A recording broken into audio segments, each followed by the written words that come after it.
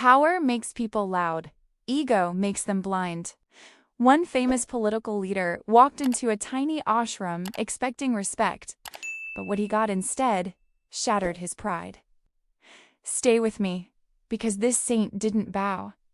And that changed everything. Power does funny things to people.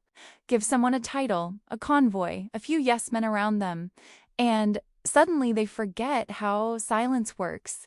This story is about one such man, a big-time political leader, the kind who walks into rooms and expects people to stand up without being asked, the kind who's used to folded hands, bowed heads, and fake smiles. One day, curiosity hit him. He'd been hearing whispers about a saint living quietly in a tiny ashram on the edge of town. No stage, no microphones, no followers screaming slogans. Yet somehow, people said one conversation with this man could flip your whole mindset. The leader smirked. Let's see what the hype is about. So he went security guards, cars, attitude included. The ashram was underwhelming. One small room, a worn-out mat, a few people sitting cross-legged on the floor. And at the front, the saint's simple clothes, calm eyes, answering someone's question like time didn't exist. The leader walked in, waiting. No one stood up, no gasps, no greetings, no folded hands. Even worse, the saint didn't even look at him. That's when the ego started itching. The leader cleared his throat, loudly. Still nothing. He finally snapped, cutting the saint mid-sentence. I want to say something. The saint turned calmly and replied, Give me a moment. I'll finish answering him, then we'll talk. That was it. The leader's face turned red. His voice dropped all politeness. Do you even know who I am? The saint nodded slightly. It doesn't matter who you are. If you want an answer, you'll have to wait like everyone else. Oof. The room went silent. The leader exploded. He insulted the saint, called him fake, called him a fraud, accused him of fooling innocent people, threatened to expose him publicly. Words flying like punches.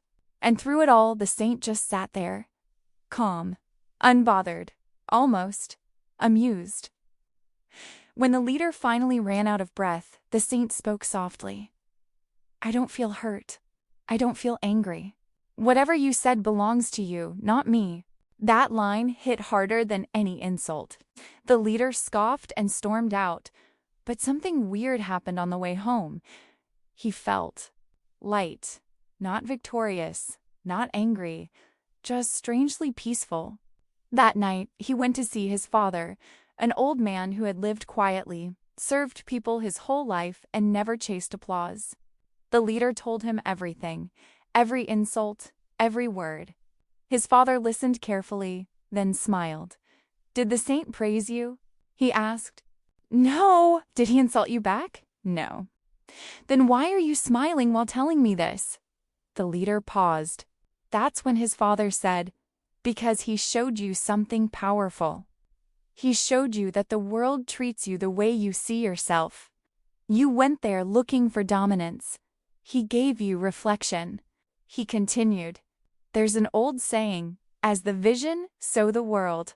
Change how you look at things and things change. The leader sat quietly for a long time. For the first time, he realized something uncomfortable. The saint didn't disrespect him. The saint didn't fear him either. And that shook him. Because when ego isn't fed, it starts dying.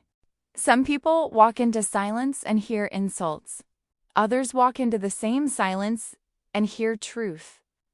It all depends on what noise you carry inside. The moral of this story is, ego dies when it is not fed. True power is not making others bow.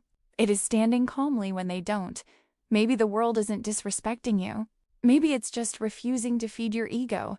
When silence bothers you, it's not because it's loud, it's because it's honest. If stories like this move you, subscribe to Grandma Inspires for more gentle yet powerful life lessons.